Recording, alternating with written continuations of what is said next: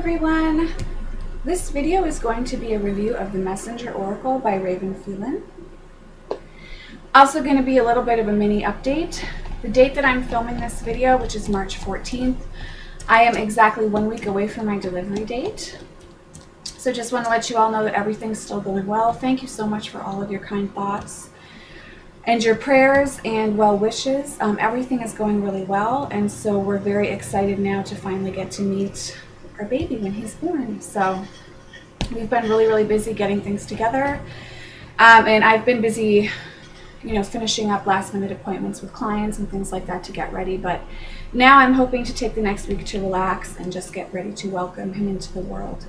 So just so that you all know, I'm a week away from delivery. After the baby's born, I'll probably not be making videos quite as often as I have been able to throughout the pregnancy. However, I do definitely intend to get back into making videos. I love working and communicating with you all and talking about all the amazing things that we get to talk about with our spirituality.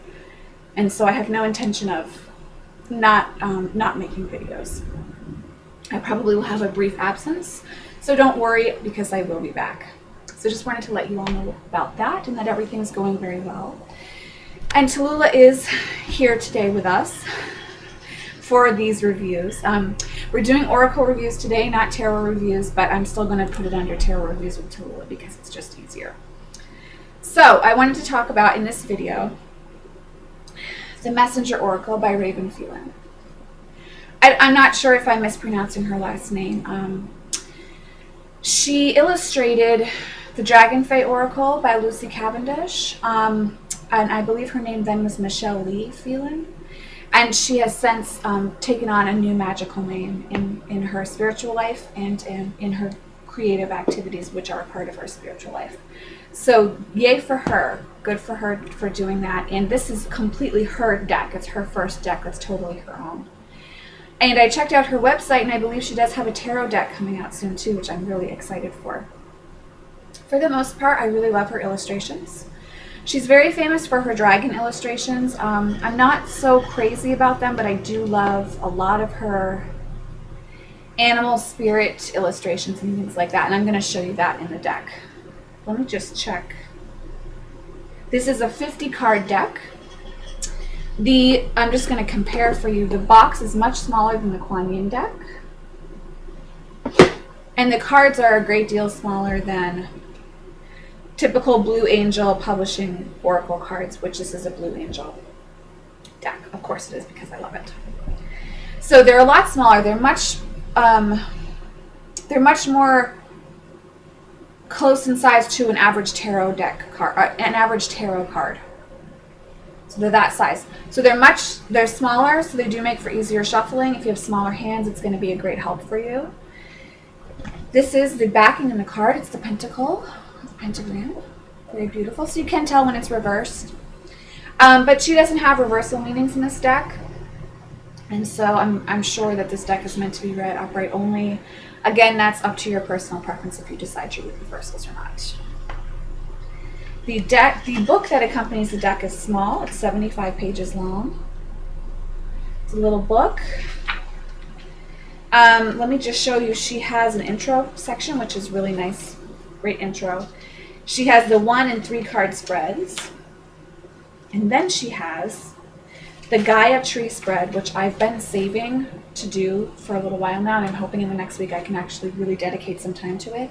It's an extensive spread, but it looks really great. Very excited to try that.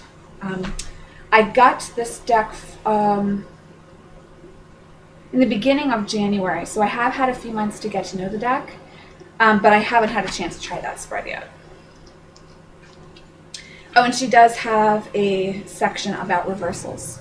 I'm sorry, my bad. So you can definitely, she says to use your intuition. If you feel drawn to use reversals, then go ahead. A reverse card appearing in your spread represents a need to address an area of restriction or neglect. So then she gets into the card meanings. So this is what the card meanings look like. There's a reproduction of the image in black and white, and then a small paragraph about each card. The paragraph definitely does give you a direction to head into, especially when it comes to meditating and addressing what the card is trying to let you know. It's not an extremely in-depth meaning section though. So if you're looking for like the exact answer so you don't have to use your intuition, or not you don't have to, but if you're feeling really stuck and you want the exact answer, you're not necessarily going to get that from this guidebook. However, it does give you a good jumping off point and a good area to explore working with the cards. So for me, that definitely has meant really spending time with the deck a lot so that the meanings can become their own for me and my intuition as I'm working with them.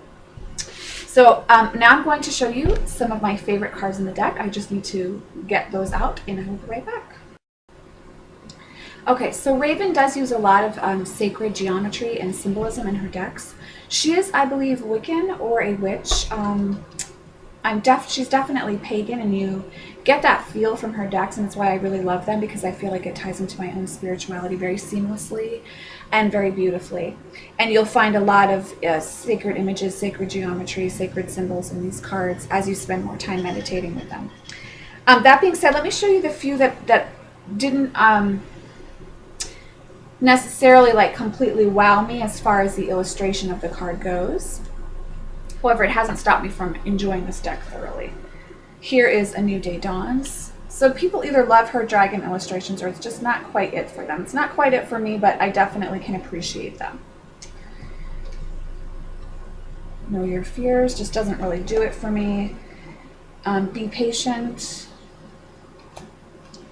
Let Two Become One. This one's just more a matter of, it just kind of left me feeling meh. Make the Sacrifice. There's a skull with a black dragon in this image. And just something about the perspective, or I'm not sure what, but it's definitely a lovely card, but just doesn't quite do it for me.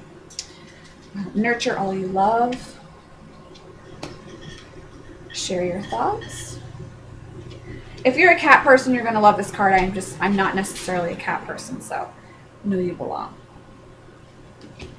And Time to Reflect. I definitely get why she chose this image for this card, but it's just not my favorite image in the deck. Some of my favorites, and as you can tell, there are quite a few in this deck. Heed Your Dreams. And really, you have to see this deck in person to really get the beautiful, intricate symbolism and designs in each card. Need and Necessity.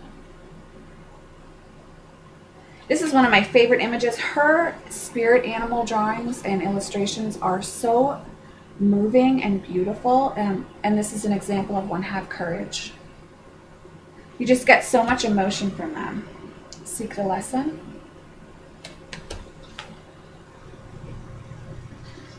Happy. Embrace the Spirit. I'm sorry, Embrace Spirit. Change is Unavoidable.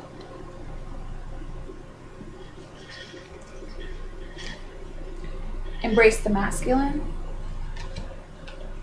Seek Your Destiny. This is a cat one that I actually really love. So, see, I don't hate cats. Love this one. This is one of the images that caused me to purchase this one. Embrace the Dark. Here are the Ancient Ones. And the colors are just gorgeous in this deck too. See the Signs.